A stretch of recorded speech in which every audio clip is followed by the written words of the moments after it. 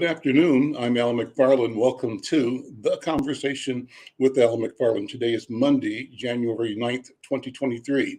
And actually, it's the first day of our new season. And I want to take a minute to thank you all for being here. Thank my guests who are going to be on today. I'll introduce them in a minute.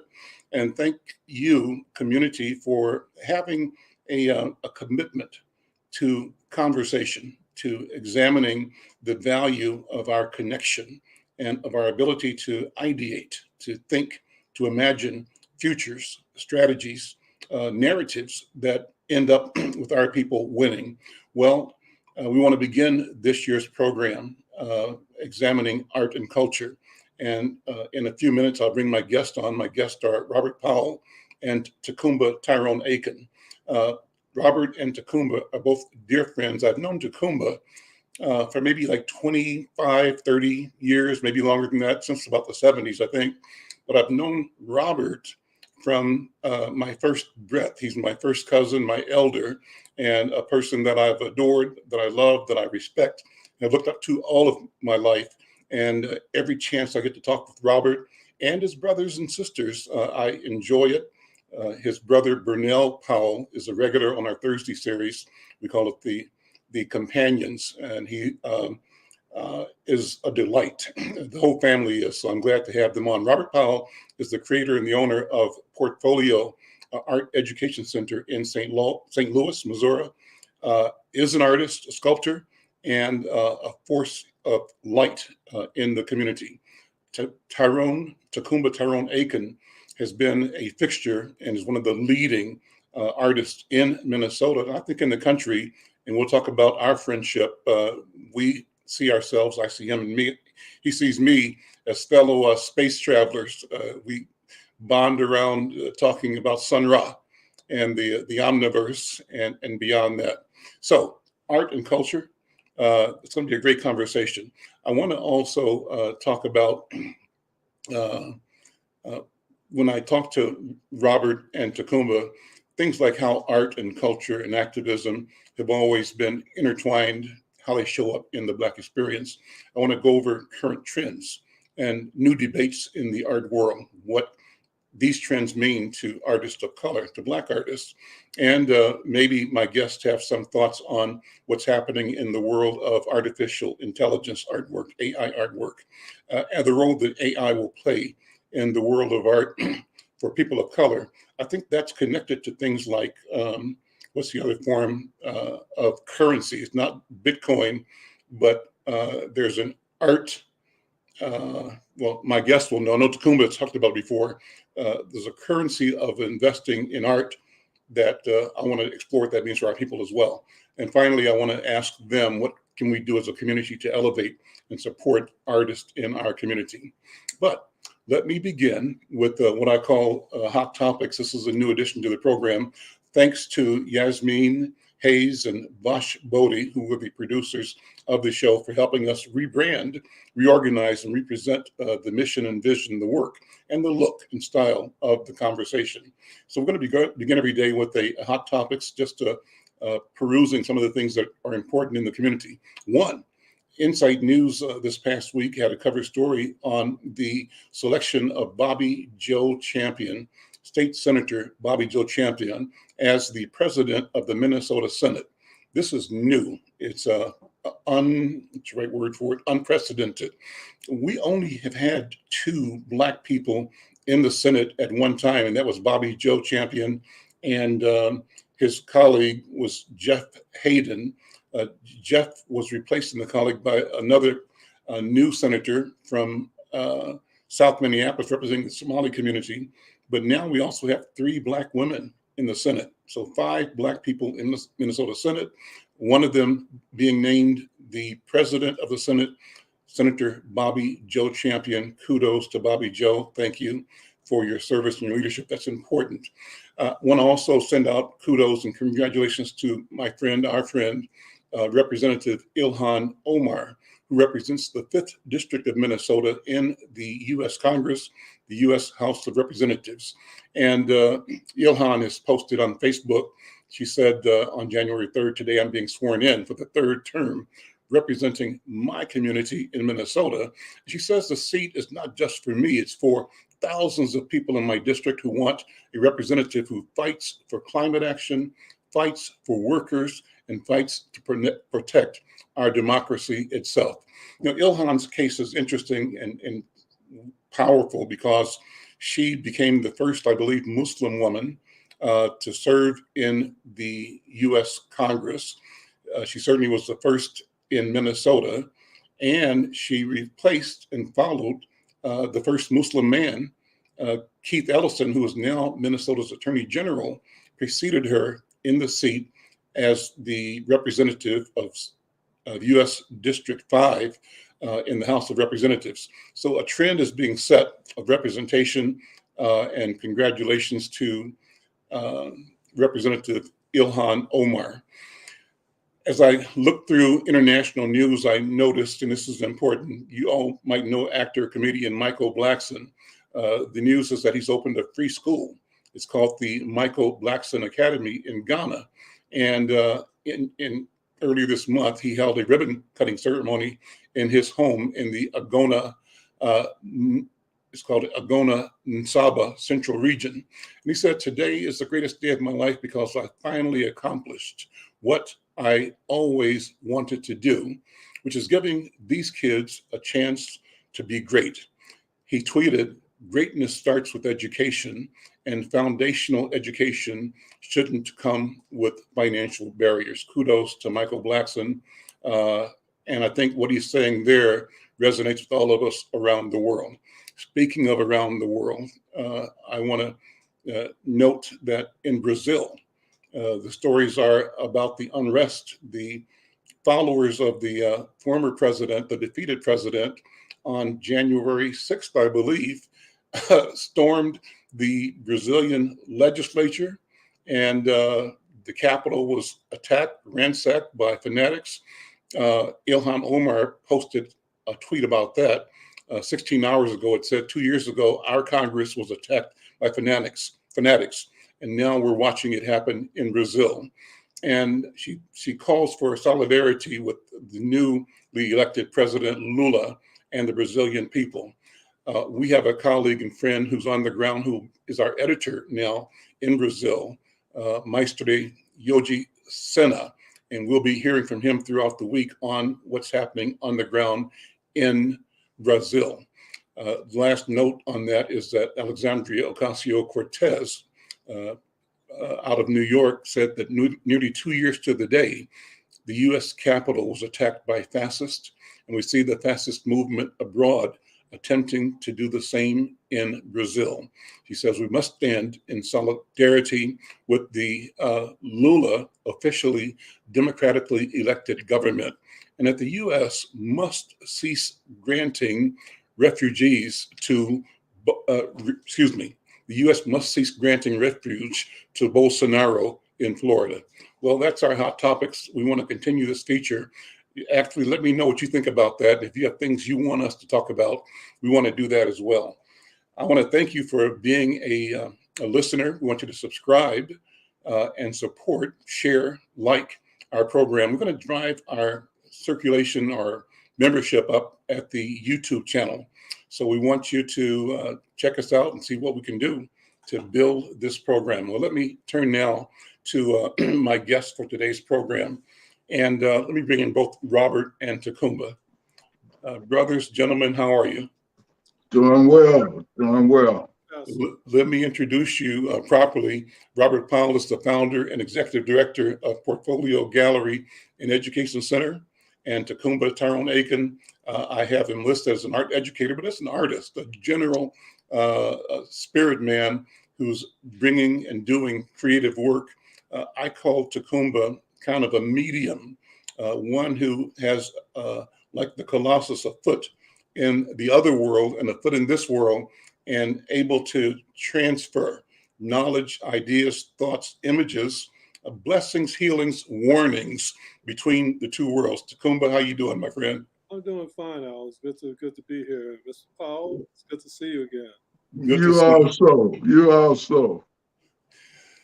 Well, so listen, let me do this. I've got some questions that I mentioned earlier, but let me start with asking you all to give your own story about where you stand right now as an artist. Robert, you've been producing and curating and presenting and educating people about art. And let me ask you to take a couple of minutes to introduce yourself to people that might not know your story, but to hear it in your own words. Well, Al, thank you for inviting me to be a part of this conversation. I am the founder and executive director of Portfolio Gallery and Educational Center, an organization I founded 34 years ago now as we enter January 2023. Our mission is to educate and enrich lives and foster a greater awareness of art created by the African American visual artists. We use as our vehicle art exhibits, classroom instructions. We provide commissions, projects. We infuse art into the conversation, utilizing artists that we have met and been on a journey with for these 34 years. So we are trying to put art, and particularly the African American visual artists. I challenge people for years to name 5 nationally known African American visual artists, living or dead. Who might they be? Who are they? And it's not, in my mind, a really answer to that. You know, people will start naming, but I always say, now I want you, when you name this artist, we should be able to go to Topeka, Kansas, Tucumcari, New Mexico, and they know this artist too. You know, that's what I'm talking about, a national.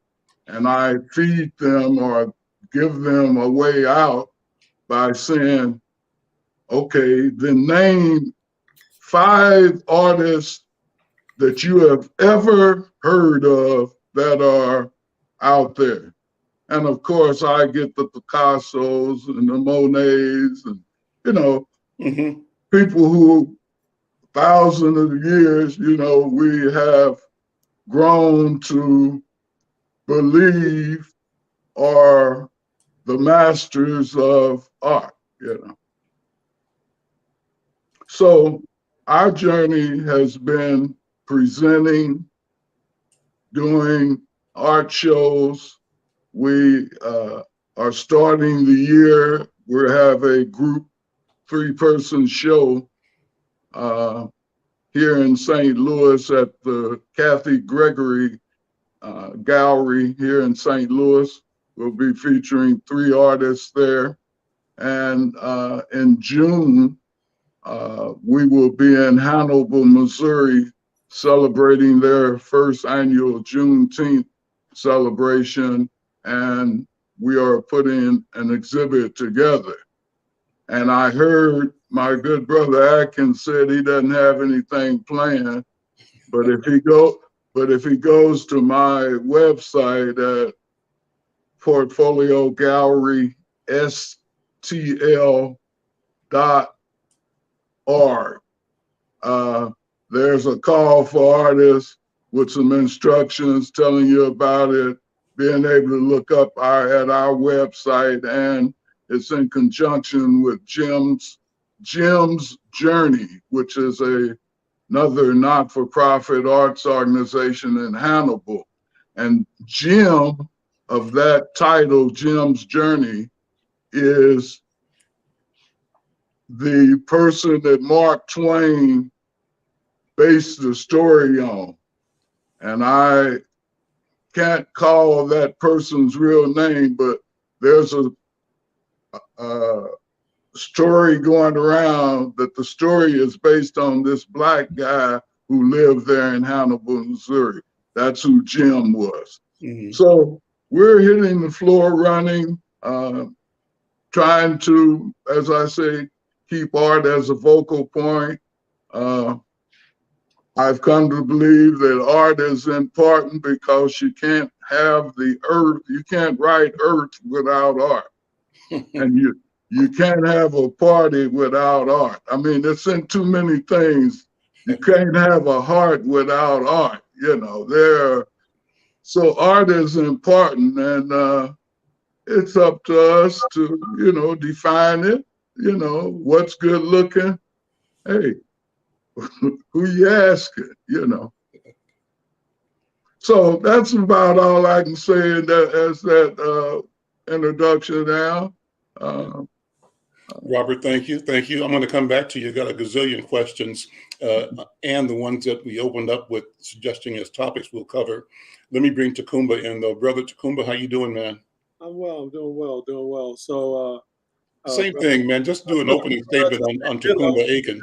I'll say ditto and I'm done. No. I was like, wait a minute. He said my line. He said my line. You can't have art without heart. You can't even spell heart without art. Yeah. He knows what's going on.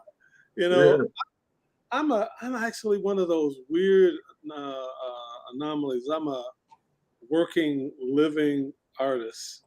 I have been since I did my first show in 1958. My father made me do it so I would be prove that I couldn't make any money doing art. My mother said, let him do an exposition. So we did the exhibition in the basement for 3 days, for 2 hours. That's 6 hours. I made $657.36 in 1958.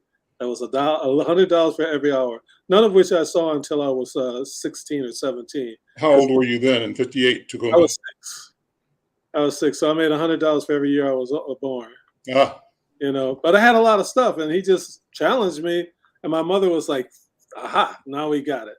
And so I maneuvered this whole thing so that I did a show in my dad's hand-built basement, which I realized later that he was a master craftsman, But then I just thought everybody had a nice basement like this, And he kept on looking around to see if anybody took his stuff. And I'm like, why would they take his stuff?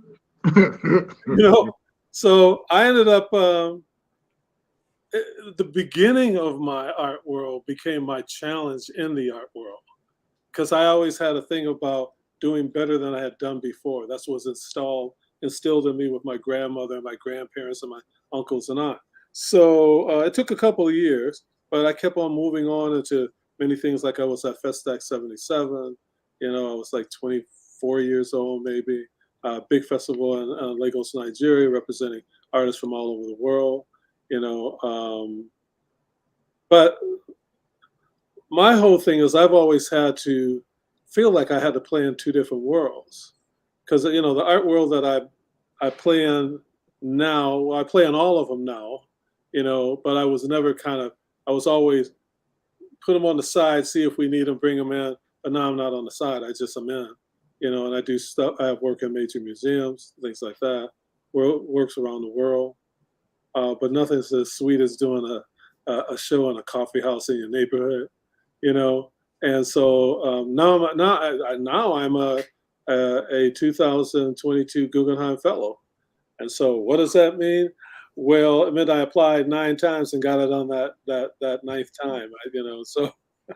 So it's about being persistent. By the way, this is my works behind me, all kinds of things that support me and keep my spirit up. And I am my mother was a healer.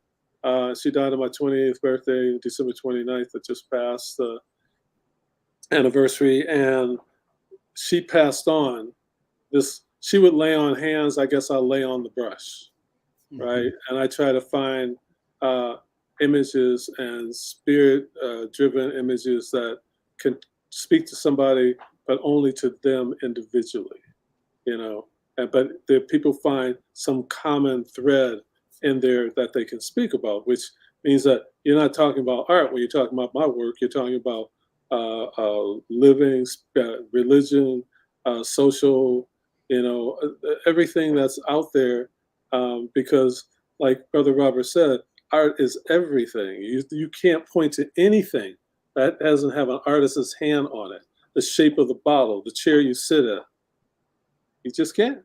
The type that's going across the screen, it's all developed and designed by artists. So that's kind of me. You know, I don't like to talk about myself too much, but I've been learning.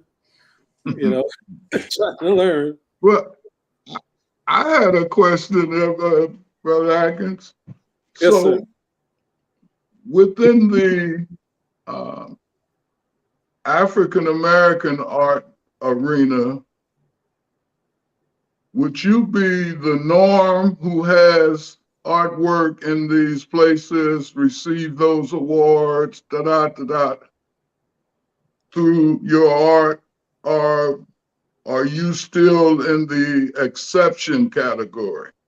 That's always interesting. I think for the rest of my life, if I got the greatest award in the art world, I might be in the exception category in their mind until they take a look and realize that me and Jacob Lawrence and Betty Saar and all these other people have been beyond that. Norman Lewis, people go, Norman Lewis, who's that? Was he on the Cheers? I'm like, no.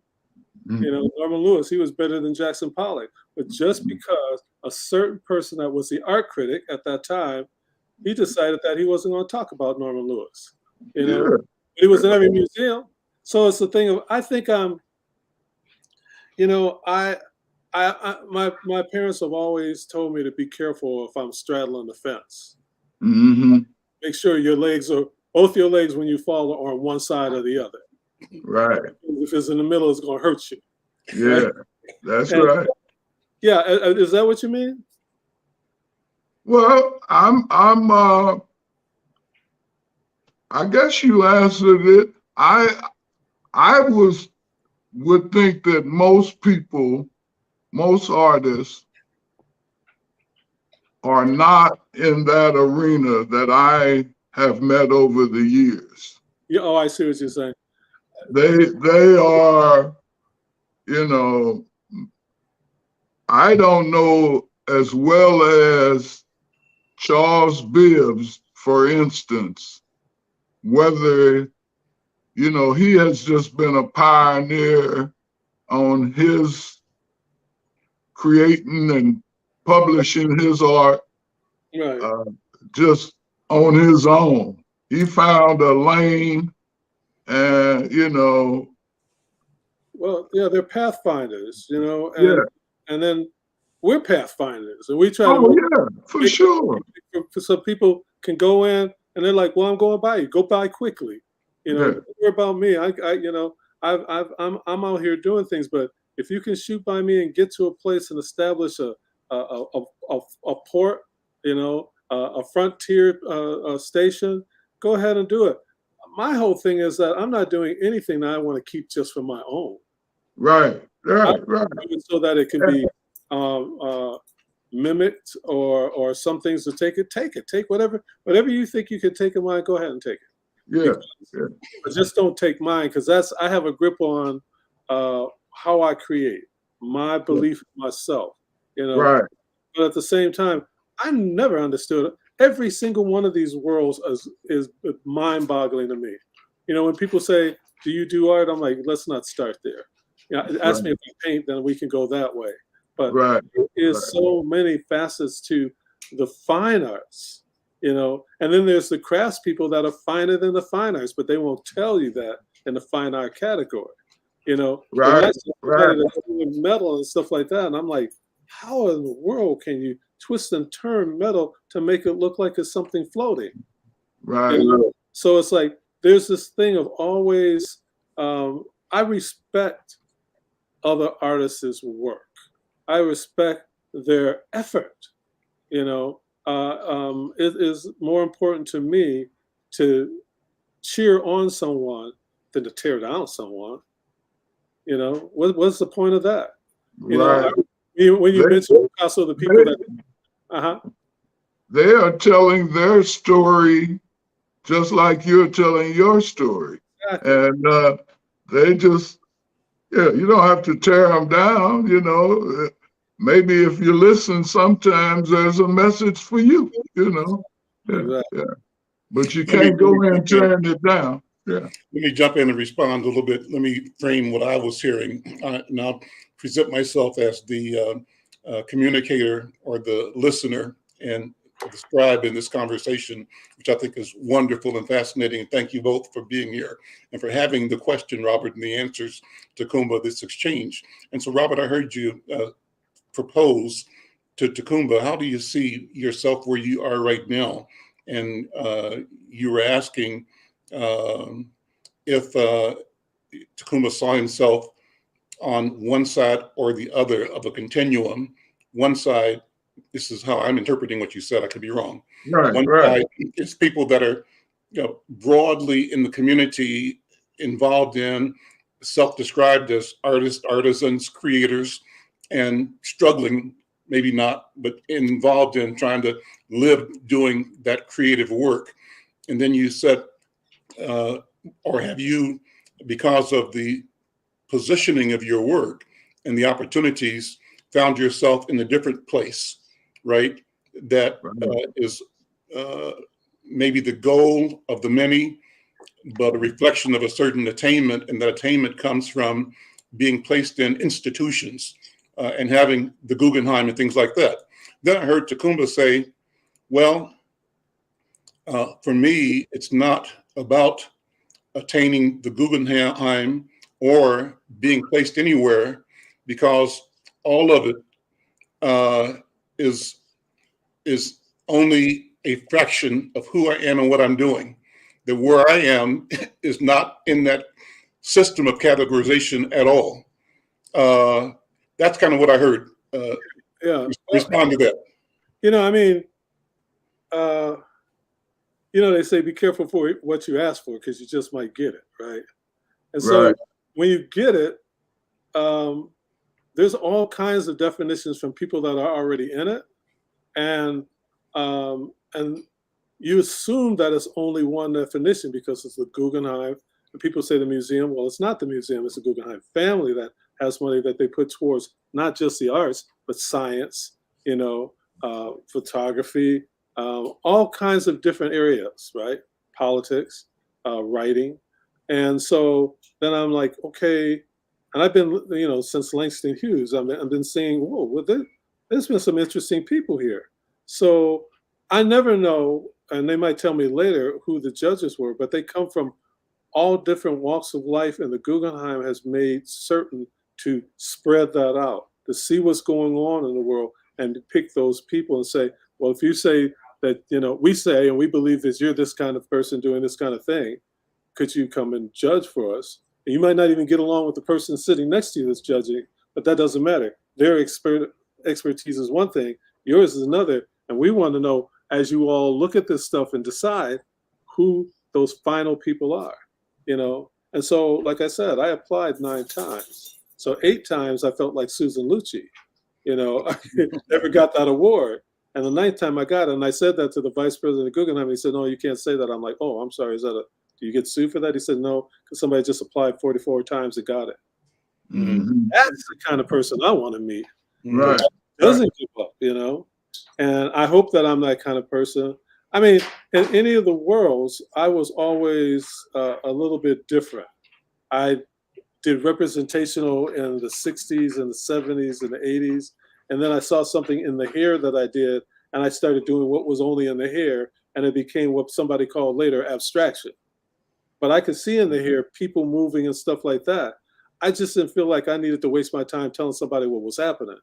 It's like I play African drums. I play for dancers. I've been in, Ghana, Nigeria, Brazil. So there was something else that I was seeing and feeling that I just did it. And then guess what? Somebody said, that reminds me of Ghana or Brazil or drumming or something I grew up with or something somebody's saying to me. And I'm like, okay. So I am in those worlds, but I might not be of those worlds.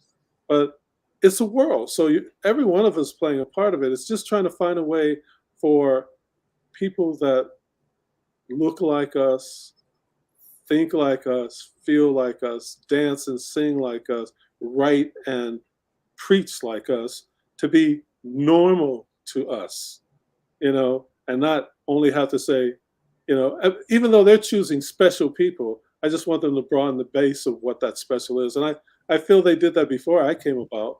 you know, but I was really surprised as an abstract, quote unquote, artist that they looked at what I've done and for the length of time that I've done and said, okay, and you know what they told me to do? They told me to go do my painting, go do what you do. I said, wait a minute, I thought, isn't there some kind of thing that you're supposed to do? Like you do it and you bring it back? Then I know. We're saying that you have been doing it. Now we're saying keep on doing it. And if there's way out there that you didn't feel like you could do, here's the vehicles that we'll, you know, put in front of you that you can go do it as best as we can help. You know, we can prime the pump. And so from priming the pump, now I'm getting ready to go to LA Freeze and do a show through Dream Song Gallery, where I'm the only painter represented and a sculptor. And that's a pretty big thing, because otherwise I would have to be trying to make money to pay my way through, to get my own space. But I don't want to represent myself. I want somebody to hear what I say and represent me. You know, like Brother Powell, represent me in the gallery. This, you know, I collect and I've done exhibitions. I don't mind representing other people, but something told me you better get back on the horse and ride for a little bit longer and, you know, see what else is out there.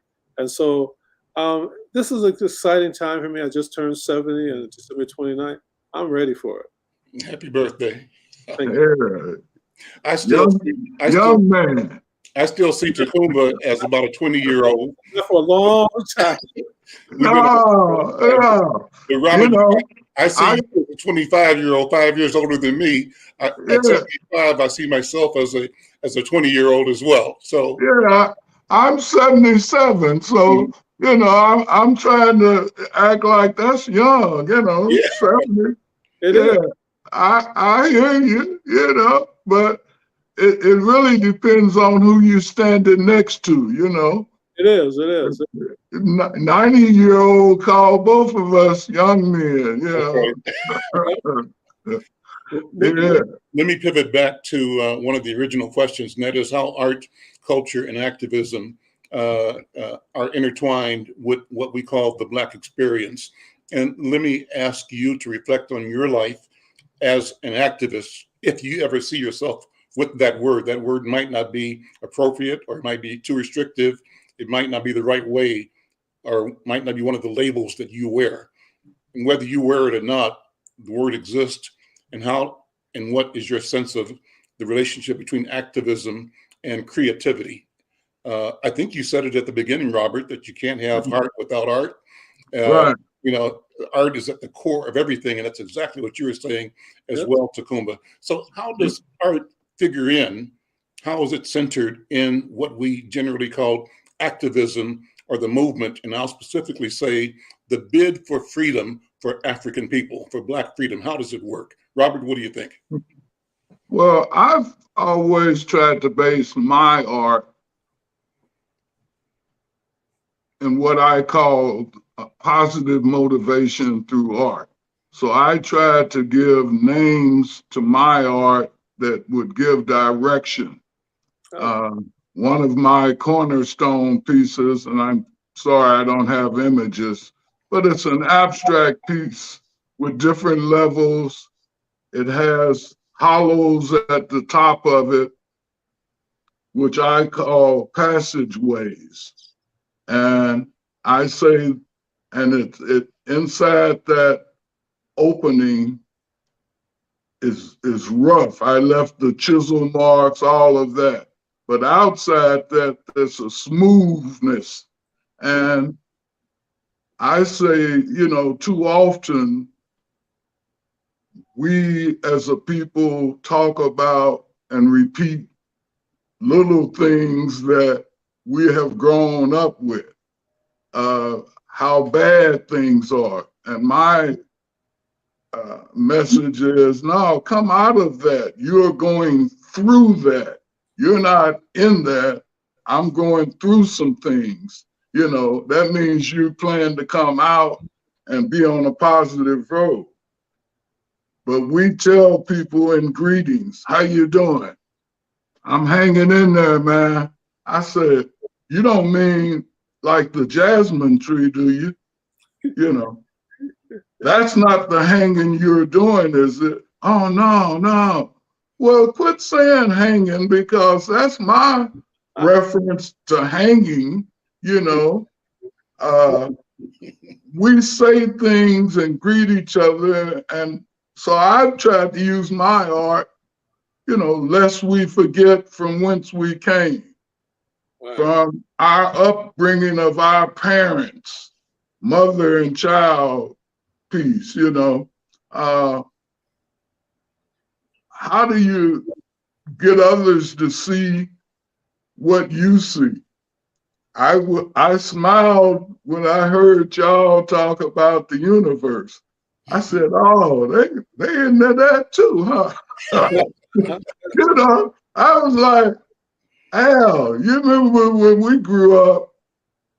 You know, Church of God in Christ." Yep. But one of the songs was Ezekiel saw the wheel. Yeah. You remember that song? Wheel in the middle of a wheel. Yeah. Yeah.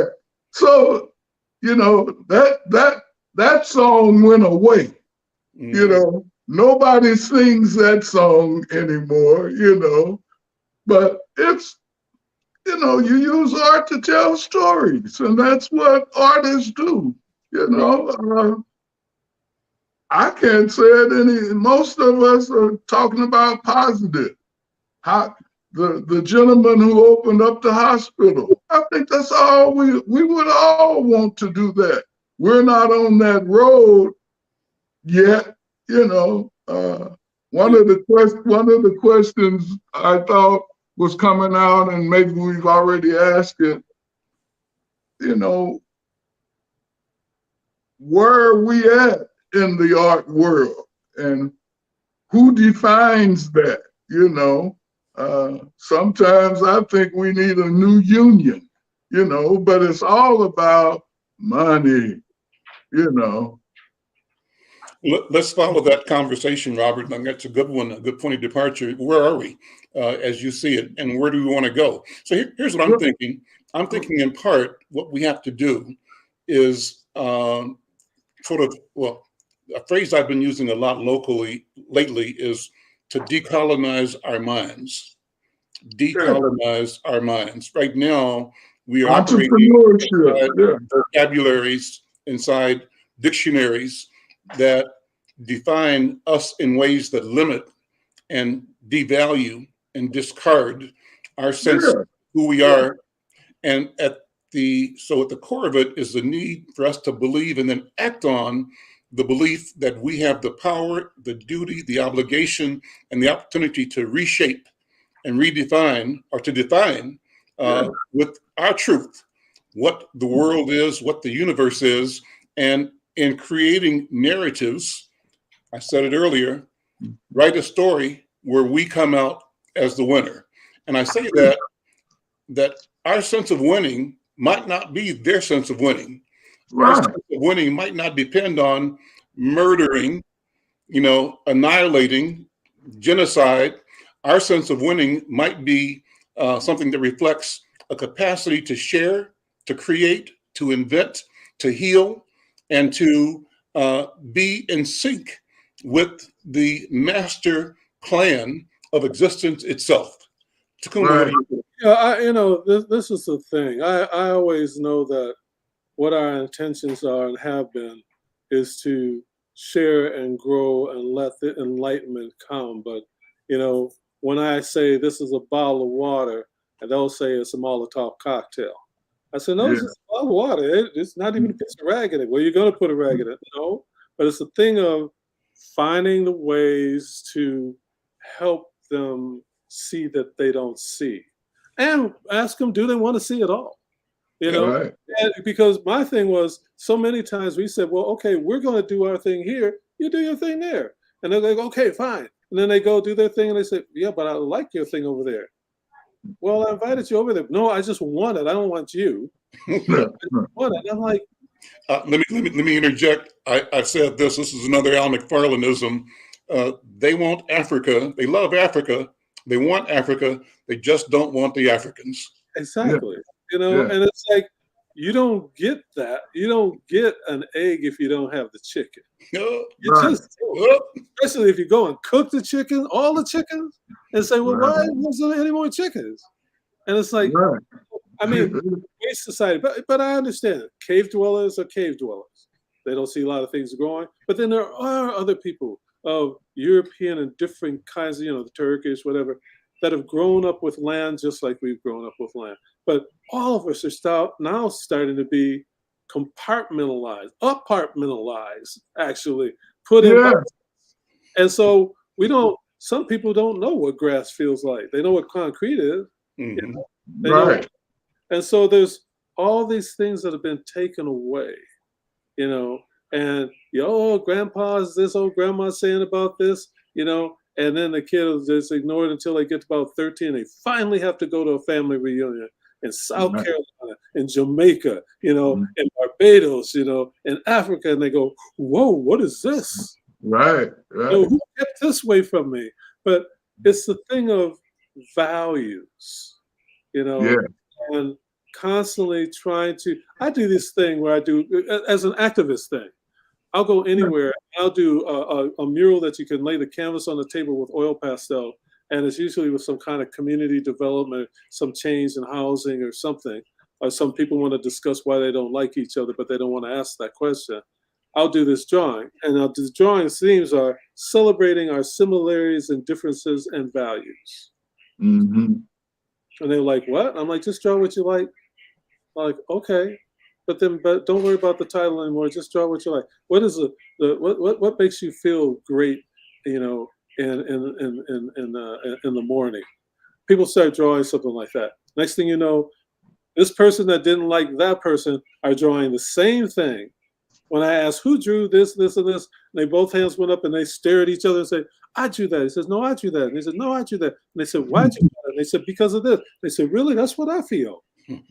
Job is done. Start. Right. Art is a thing of, I almost said manipulation, which it is, but it's molding and building and something. But I can't do it just for you. I have to do it as a collaboration, because then when I walk away, you still have your voice, you still have your language with a little bit of flavor and seasoning from me and all the other people that collaborated. Yeah, that's beautiful.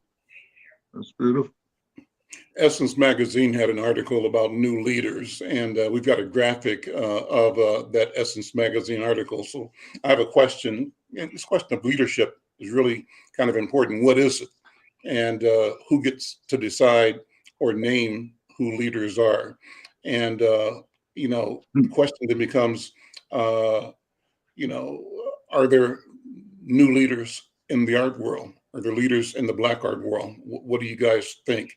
Maybe we can pull the article up. Is that up, Neil? Let's see. Yeah, I saw it last. Yeah. Well, the thing is that we should define as many new leaders and stars, and I don't think all the stars have to be young, because the stars out in the universe aren't young. Right. And so, but I think that I always want to see emerging artists. I want to see established artists, and I want to see re-emerging artists. I wanted to do a grant for re-emerging artists because there were artists that were too old for this and too young for that, and maybe did take care of family for 30 years and came back smoking as far as their work or their music or their dance was. Right. It was a grant for them, and so any of these great and wonderful new talents that are out there, we need them. We need them because, number one, they're understanding the voice and the language that's out there to get recognized, and number two, the people recognize them are leaders, but the art world has to do the same thing. We have some people that have publications, but never enough, and I thought, well, if I just wrote on a note piece of paper and then went on Instagram every once in a while and put somebody's name and their image up there, maybe that would do it too, because I'm just doing it. And then somebody said, well, can you scan that and put it here and put it there, and who's that person, and give me some more information? Because I think that's what it's going to take, is for us to, I'm not going to always wait for the dollar to do something. I'm going to do something, and if there's a dollar to pay for the gas or whatever, that's fine. You know, I've had dollars to, if you were to see my space, I own about, I don't know, 60, 70 works of art by African American or people of color or BIPOC people, because I had it. Notice I said had, because I figure now I have it, which is the work. And those people are all a little better off because I took that opportunity to do that. And other people see their work in my place and they say, oh, who's that? And I give them the name. And so it keeps it going. I can only do a little bit. I'm not willing to do the institution anymore. You know, I'm a young 70 and I want to see what I can do with that. You know, I took 30, 40 years trying to do the African American Culture Center, Forecast, Public Art, Intermediate Arts, and a whole slew of things that I helped start or push. But I did better when I was sitting at the Black Dog Cafe in the patio and drawing and painting right there outside, and people saw that. Now that's gone. Well, somebody has to do something else. Artists have to activate themselves and the space that they're in. And as long as that person doesn't kick you out, they might say, oh, he just brought 4 more people in here. Mm-hmm. And so there's this thing that the dance is, yes, there's that big pie in the sky, but what flavor is it? And do you eat it? You know, and can you eat it? Is it too rich for you, or is it too sour for you? You know, you have to learn to adjust to some things or bring the flavor. Mm-hmm. Robert, the education mission of Portfolio. And so what is the intent? What is the declared intent? And what is the hoped outcome of being of programming education in art? Outcomes for the individual artist, but also outcome for society. What do you think? And that leads to the question of what you all see as the role of art. We've talked about it already, but I'm bringing it back again in our lives and in at the core of existence itself. What do you think, Robert? Well, I think certainly art is the vehicle that we hope to utilize to tell people about the African American visual artists. That after as we go along, some of these artists have grown in stature, as Brother Atkins was saying. They've done different things, you know, different champions of the art. My own brother, who we, you know, talked about developing portfolio. Certainly I had a built-in artist. And so the hope is to bring those artists in, allow them to show their artwork, develop commissions from it possibly.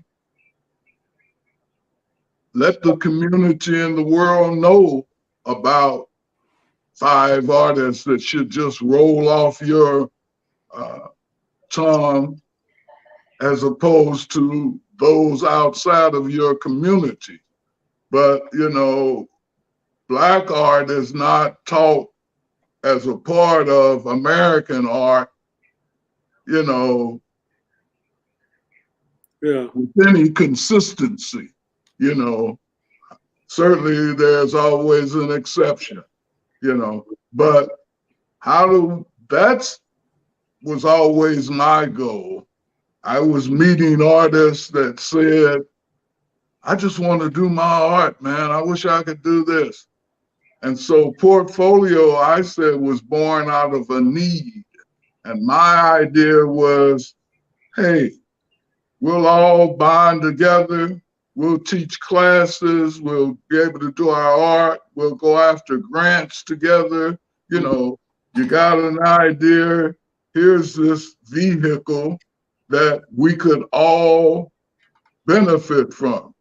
You know, if I had had an Atkins who knew about where the grants are, you know, I've never applied to those large grants, you know, seeking, particularly because me as an artist has cut back a lot over the 33 years of building portfolio and putting on shows and teaching art classes. So, but if we had an organization, as I had said, lots of times I look at grant opportunities and they say, oh yeah, only in LA.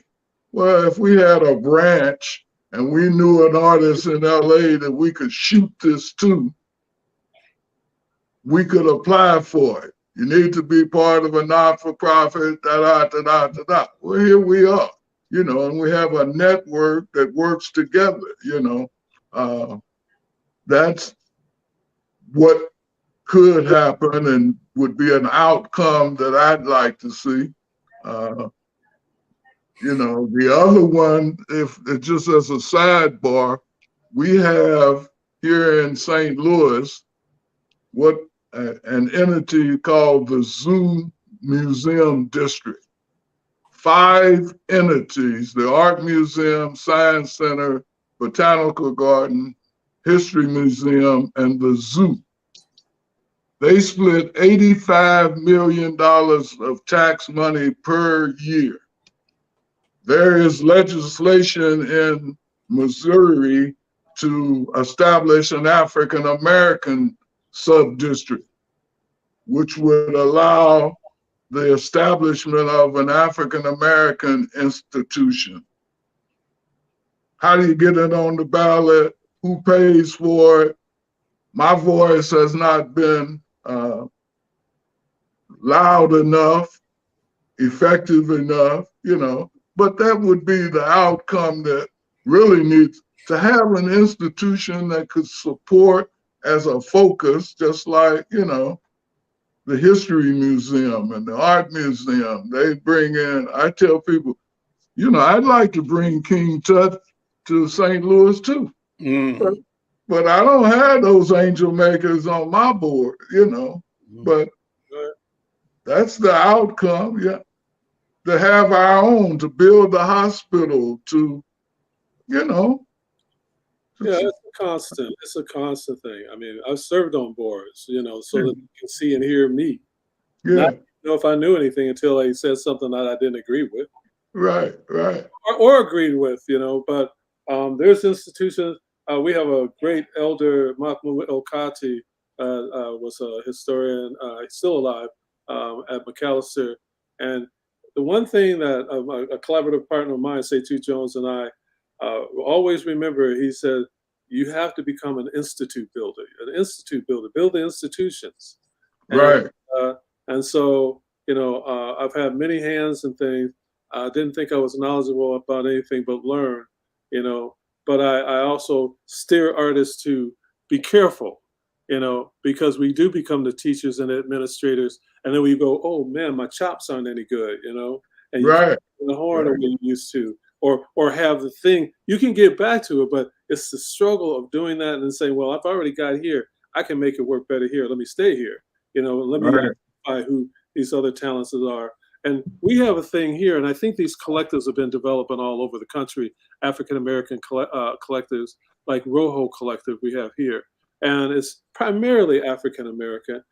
People are welcome to come there, but primarily African-American, with the deep understanding of institutionalizing and getting, you know, all of us artists that do get the calls for artists and to us, we send them to them. People will say, well, why don't you send it to them? Why don't you keep it yourself? I'm like, what are you talking about? You know, they gave me the whole Kentucky Fried Chicken franchise. I'm going to eat all the chicken. Yeah, no, you know, that doesn't make any sense. I'll train some people, train some people, then have people to come. You know, it's like letting it spread out, not tsunami and it just drowns everybody, knocks them all over, and they don't know what they're doing. But literally training them to read, you know, the call, understand what the call's for, understand what they mean by the digital image and the DPI. And the size, you know, all these things are really learnable, but when you get it all as a boom, it gets crazy. But you have like Rojo Collective. I mean, there are places, we have arts organizations that do that, like Springboard for the Arts. That's for anybody, you know. We used to have one, Springboard to Learning, here. Yeah, so those things are the things that, you know. But it wasn't a African American developed organization. I mean, that's the thing. If we don't have it, we have to be part of theirs. And they gotta look around and say, oh, whoa, wait a minute. We don't have our brothers over here or our sisters over here.